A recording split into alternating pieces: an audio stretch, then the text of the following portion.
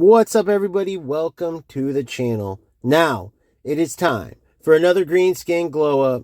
Eduardo CAMAVINGA.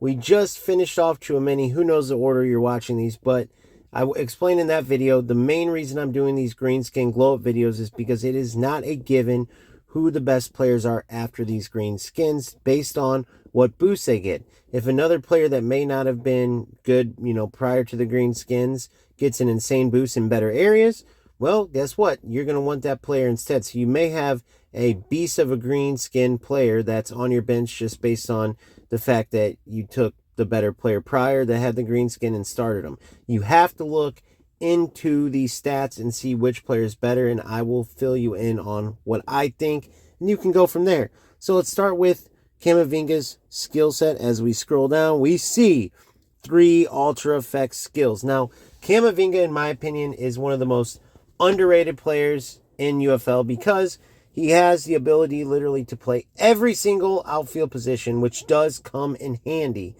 100% comes in handy. You never know when you might want to play a different, setup, different formation, and maybe you're saving for a certain player you don't quite have yet.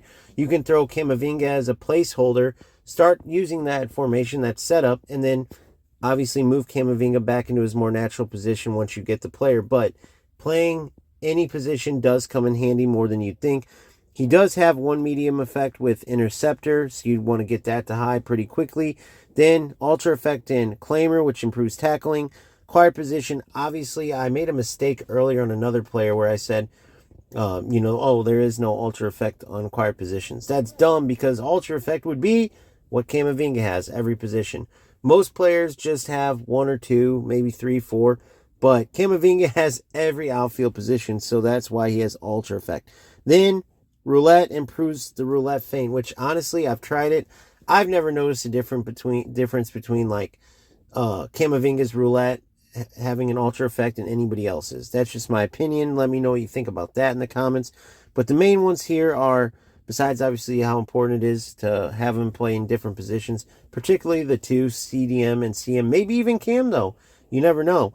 But Claimer is huge and Interceptor is huge. If only it was at least high or ultra. So again, you'll want to get that to high as soon as possible.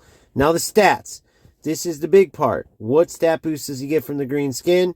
You see long shots there. He goes up to 103. So similar to Chouameni, if you've watched that, you've seen he had some pretty bad boosts based on being a number 6, a CDM or a center back.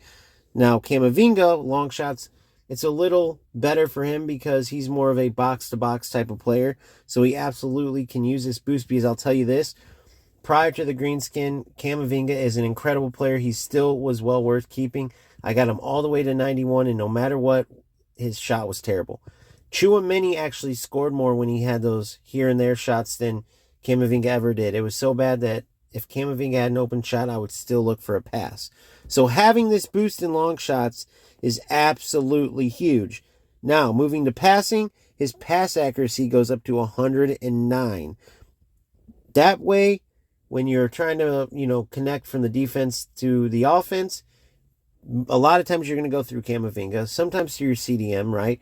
But this is huge, right? Say you're playing a diagonal through ball, say you're playing a tougher pass, CAMAVINGA can make it. Now, I will say this. I'm not going to lie to you just, to make it sound better. The passing in UFL is not the greatest, meaning it is too easy. There's player lock. And on through balls, it messes up the passing because unless you have that perfect diagonal angle, the ball will lock onto the defender no matter how good the passing is. So, as much as it should matter, right, it doesn't as much as you think. So, maybe he can get away with a little worse angle of a through ball and it will go through. I haven't seen that. I used them all showdown with the green skin, and honestly, I feel like passing is just one of those, statistical areas that isn't important. It needs to be, right? And this would be a huge boost for a box-to-box type of player. Well, typically, some players might play him more CDM. He is a CDM in my squad in the 4-4-2. Now, in the 4-3-3 attack, he is just a CM, but playing more like a CDM. However, he is my big-time connector between my defense and offense. I try to get the ball to him over Chouameni every time when I'm looking to connect balls, especially through balls. So this, in theory, should help. Based on what I've seen, though, the pass lock thing kind of messes up any type of passes matter. They're all going to connect straight to the player every time, typically, and then through balls just got to be at an angle. And as long as you have that angle, it doesn't matter who you're passing with. Based on what I've seen, you tell me if you think differently. Then dribbling. This is actually more important than you think. His dribbling goes up to a 99. It's a plus 16 boost. And he is already excellent on the ball for that position, I should say. He's not an Mbappe or a Messi or nothing, but with that 99 dribbling in that central midfielder CDM's position, you're going to have times where you're going to need to dribble with him, get him out of trouble, get him out of, areas where there might not be a pass opening until you can get to an area where you can play a killer pass. And that dribbling boost is going to help. I can tell you this, I can assure you that he feels incredible on the ball. In my opinion, it's his best attribute on the attacking side. He can win the ball. He's everywhere defensively. He wins the ball, and then boom, you can boost forward with him. It's hard for defenders to take the ball from him. He's real shifty, and then more often than not, you're going to get that pass off. Whereas other CDMs or CMs, like say a Rodri, super good defensively, but he can and will get stuck on the ball because he's very stiff like a center back. So as you see, those are the only boosts for Tchouaméni. I would call it a slight improvement, but it could be better. For Tchouaméni, I don't mind the long shots, honestly. Or sorry, I'm saying Tchouaméni. For CAMAVINGA, I don't mind the long shots boost because that will help at times when he is going to get open shots, and it is frustrating with how bad his shooting was.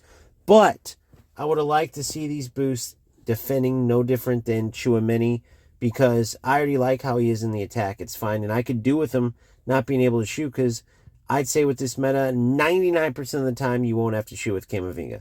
Would it be nice? Will it be nice having that 1% time where CAMAVINGA can bang him in now, more likely?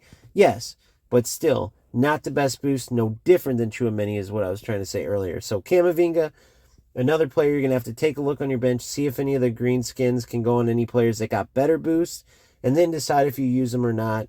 But outside of the green skin, just as a player in general, CAMAVINGA is a must-have in your team. I had him all the way up to 91, similar to what I said with Tchouaméni. He was traded away when I was doing all the experimental squads, teams full of center backs, players all out of position. So I'm in the process of building him up now, and he is definitely worth it, unless, like I said, you have another green skin type of CM or CDM, depending how you're playing, that could fit the spot better. So take a look at that. Let me know in the comments if you're using CAMAVINGA, what you think of him, and I will see you on the next one. See you later.